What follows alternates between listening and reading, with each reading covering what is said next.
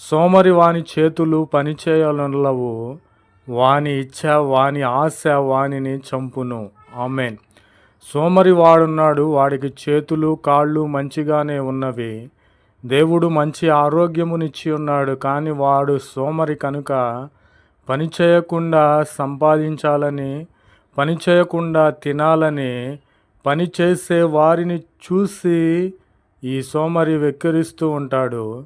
పనిచేసి సంపాదించుకునే వానిని చూసి వీడు తన హృదయములో నొచ్చుకుంటాడు.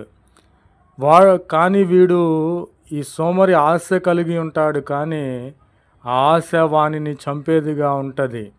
నేను కష్టపడకూడదు, సోమరిగా ఉండాలి, నాకు ఆరోగ్యం మంచిగానే ఉన్నది, కానీ నేను పని చేయకూడదు, పని చేయకుండా నేను సంపాదించాలి, తినాలి అని వీడు ఆలోచిస్తూ ఉంటాడు.